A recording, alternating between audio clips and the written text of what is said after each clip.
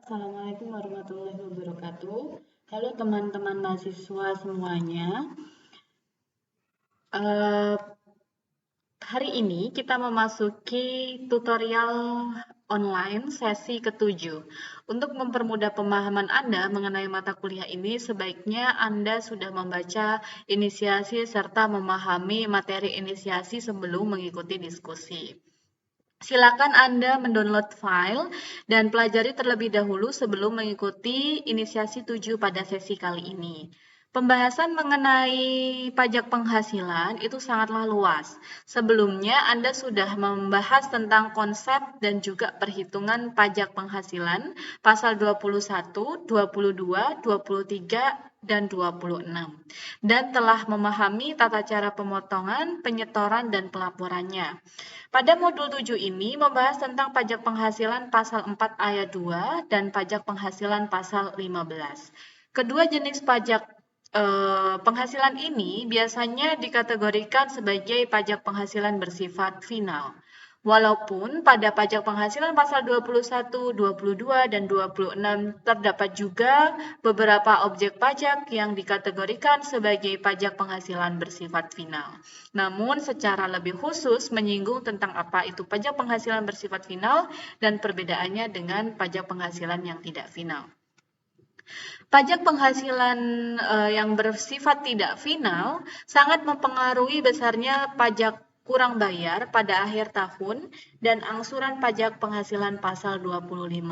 Sedangkan pajak penghasilan bersifat final tidak dapat dikreditkan dari total pajak penghasilan terutang pada akhir tahun pajak. Memahami perpajakan di Indonesia, ada baiknya terlebih dahulu memahami dasar-dasar perpajakan yang mencakup definisi pajak, fungsi pajak, asas-asas perpajakan, teori yang mendukung pemotongan dan pemungutan pajak, jenis-jenis pajak, dan tata cara pemungutan pajak dan timbul berakhirnya utang pajak serta tarif pajak.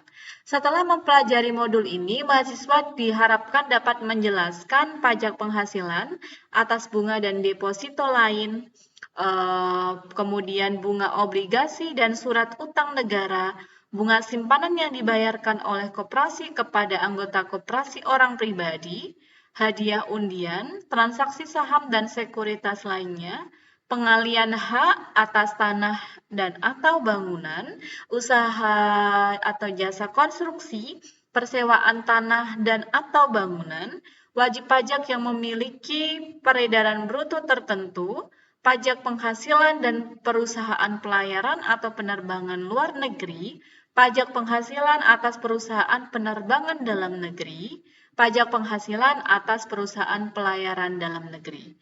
Pada pertemuan 2 ini akan dibahas 2 pokok bahasan, yaitu pertama kegiatan belajar 1 mengenai pajak penghasilan pasal 4 ayat 2 dan kegiatan belajar 2 mengenai pajak penghasilan pasal 15. Baik, mungkin cukup itu yang dapat saya sampaikan pada video sapaan kali ini. Selamat belajar dan tetap semangat. Wassalamualaikum warahmatullahi wabarakatuh.